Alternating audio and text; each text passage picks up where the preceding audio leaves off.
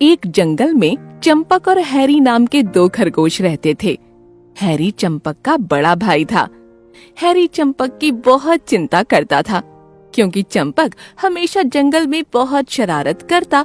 वो कभी भी अपने बड़े भाई का कहना नहीं मानता था। एक दिन की बात है, जंगल में तेज बारिश हो रही थी। चंपक हमेशा की तरह खेलने के लिए निकल ही रहा था कि तभी उसके बड़े भाई हैरी ने उसकी ओर देखकर कहा, चंपक, आज खेलने मत जाओ। सुबह से बारिश हो रही है जो अभी तक नहीं रुकी। मुझे डर है कि कहीं जंगल में बाढ़ ना आ जाए। अरे भैया, बस कुछ ही देर की बात है, मैं खेल कर आ जाऊंगा। चंपक, तुम बहुत छोटे हो, इसी वजह से मुझे तुम्हारी चिंता होती है। माता पिता के बाद परिवार में अब केवल तुम ही मेरे हो। जब तुम बड़े हो जाना तब तुम जितनी मर्जी चाहे उतनी देर घर से बाहर खेलना, मैं तुम्हें मना नहीं करूंगा।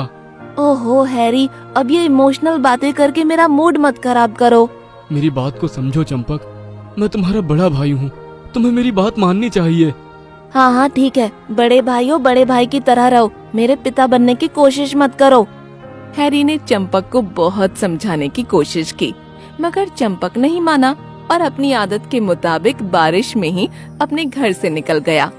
चंपक सीधा अपने दोस्त मोंटी हाथी के पास पहुंचा। मोंटी हाथी बहुत छोटा हाथी था। चंपक की उससे बहुत गहरी दोस्ती थी। चलो मोंटी, इस बारिश का मजा लेते हैं, खेलते हैं। नहीं चंपक, तुम्हें घर रहना चाहिए। मुझे मेरे माता पिता ने आज घर से निकलने के लिए मना कर रखा है क्योंकि बारिश सुबह से हो रही है। उनका कहना है कि अगर ऐसी बारिश होती रही तो कहीं जंगल में बाढ़ ना आ जाए, इसीलिए हमें अपने परिवार के साथ ही रहना चाहिए। तुम ये क्या बात कर रहे हो मोंटी? मेरा बड़ा भाई भी कुछ इसी तरह की बात कर रहा था। तुम्हें अपने बड़े भाई का कहना मानना चाहिए। मोंटी, अगर तुम्हें नहीं खेलना तो मना कर दो, पर मेरे बड़े भाई की तरफदारी करना बंद करो। ऐसा नहीं कहते चंपक, तुम्हारा बड़ा भाई हैरी तुमसे बहुत प्यार करता है। वो तुम्हारी बहुत चिंता करता है। मुझे माफ करना, पर मैं आज तुम्हारे साथ खेलने नहीं जा सकता। मोंटी की बात सुनकर चंपक क्रोधित हो गया और वो गुस्से से मोंटी से बोला, ठीक है, मैं खुद अकेले ही खेलूंगा, पर मैं किसी भी कीमत पर अपने बड़े भाई की बात नहीं मानूंगा। इतना बोलकर चंपक वहाँ से चला गया। अकेले खेलते खेलते चंपक जंगल से काफी दूर निकल आया था कि तभी बारिश और ज्यादा तेज हो गई। चंपक तेज बारिश की बूंदों को देखकर पूरी तरह से घबरा गया। तभी चंपक को जंगल से बहुत से जानवर भागते हुए दिखाई दिए। उन सभी जंगली जानवरों को देखकर मोंटी बुरी तरह से घबरा गया। वो तुरंत दौड़ता हुआ भालू दादा के पास पहुंचा। क्या हुआ भालू दादा, जंगल के सब लोग कहाँ जा रहे हैं? अरे तुम्हें पता नहीं चंपक, जंगल में पानी भरने लगा है।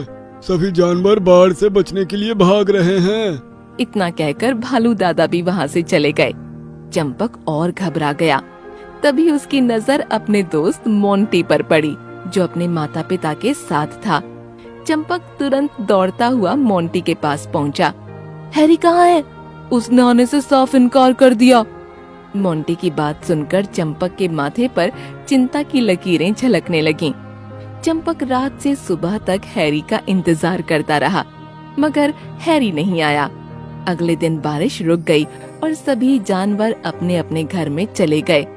चंपक भी दौड़ता हुआ अपने घर की ओर गया, मगर उसने देखा उसका भाई हैरी घर के दरवाजे पर मरा हुआ पड़ा था।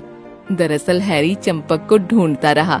थक हार कर वो चंपक का इंतजार करते करते दरवाजे पर ही बैठ गया। तब तक पानी का स्तर बहुत ज्यादा बढ़ गया था और हैरी की डूबने की वजह से मौत हो गई। मगर हैरी ने आखिरी सांस तक अपने छोटे भाई चंपक के आने का इंतजार किया, मगर चंपक आया भी तो दूसरे दिन। तब तक हैरी इस दुनिया से जा चुका था। आज भी चंपक अपने भाई को याद करके रोता रहता है।